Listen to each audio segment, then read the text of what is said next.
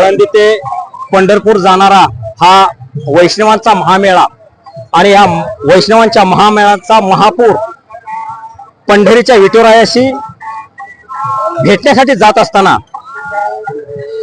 आळंदी ते पंढरपूर प्रवास करत असताना जे वारकरी आपल्या मायबापाला भेटण्यासाठी माहेरी पंढरपुरी जात असतात, विठ्ठलाच्या चरणी नतमस्तक होण्यासाठी जात असतात आणि या वारकऱ्यांमध्ये हजारो लाखो वारकरी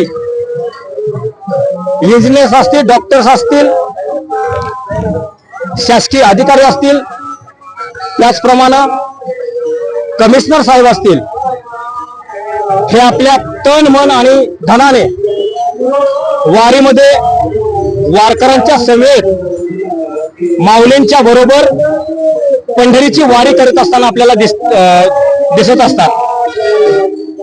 त्याचप्रमाणे आज आपल्या महाराष्ट्राचे राज्य कर उपायुक्त प्रमोदजी भोसले साहेब या वारकऱ्यांच्या महामेळाव्याबरोबर, या महासागराबरोबर वारकऱ्यांसमेत वारी करत असताना आपल्याला या वारीमध्ये दिसून आले।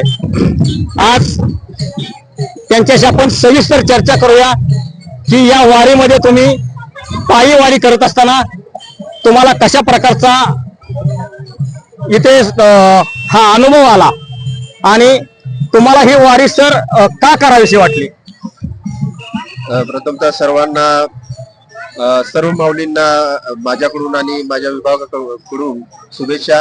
रामकृष्ण हरी माऊली। गेल्या कित्येक वर्षापासून मी हा वारीचा एक सदस्य बनून या सर्व सोहळा अनुभवत आहे। याही वर्षी माझ्यासोबत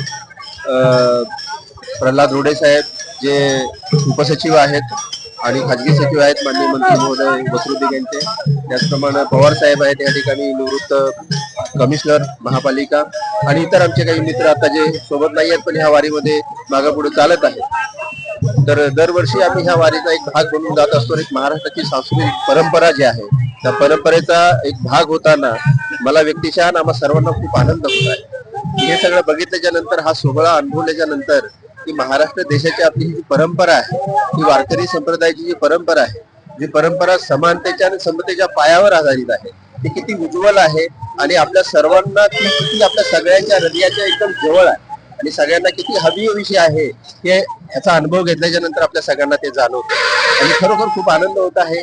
मला असं वाटतं की एकदा ही वारी केल्याच्या नंतर दरवर्षी ह्या वारीमध्ये सहभागी व्हावं असं प्रत्येकाला वाटत राहतं, मलाही ते वाटतं। त्यामुळे दरवर्षी या वारीमध्ये वेगवेगळ्या निमित्तानं सहभागी होऊन या वारीचा आणि इथल्या या परंपरेचा आपण कसा भाग बनवू आणि अधिक आणखीन आमचे मित्र जे आहेत किंवा आपले जे भाविक आहेत, आपली जी जनता आहे महाराष्ट्राची, जी ह्याच्यावरती विश्वास ठेवून आपली वाटचाल करत आहे, तर अशा सर्वांनी ह्याच्यामध्ये सहभागी व्हावं असं मला वाटतं। सर, नक्कीच तुम्ही सांगितल्याप्रमाणे सर्वांनी या वारीमध्ये सहभागी व्हावं, परंतु सर तुम्ही भरकटलेल्या नवतरुणांना काय संदेश द्याल या वारीच्या माध्यमातून? नाही, निश्चितपणे आपण बघितलं, जसं मी सांगितलं की समतेच्या पायावरती आधारलेला हा वारीचा जो आपला एक अध्याय इतक्या वर्षापासूनचा सुरू आहे आणि आज आपण जे बघत आहे की इतक्या विविध प्रकारच्या विषमतेमध्ये आपण जगत आहोत की अनेक प्रकारच्या मुद्दे समोर घेऊन आपण आपापसामध्ये दुही किंवा आपापसामध्ये वैरभाव मनामध्ये बाळगून आपण एक समाजाचं, आपल्या सर्वांचं ह्या ठिकाणी नुकसान होत आहे आणि एक एकता जी आहे आपल्या देशाची, अखंडता जी आहे आपल्या राष्ट्राची, ही जपण्यासाठी ह्या वारीमधला एक संदेश सगळ्यांनी घेतला पाहिजे असं मला वाटतंय। दूर करून समतेच्या मार्गाने आणि एकमेकावर प्रेम करून त्या वारीमधला संदेश घेऊन पुढे गेलं पाहिजे असं मला वाटतं। स्टॉप करता का? टेंट मध्ये जाऊया।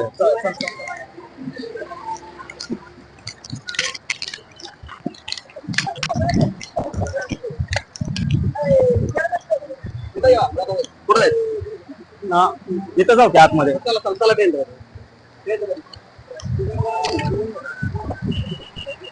नाही सर, आपल्याला तिथे जावं लागेल सर, तिथे जावं लागेल।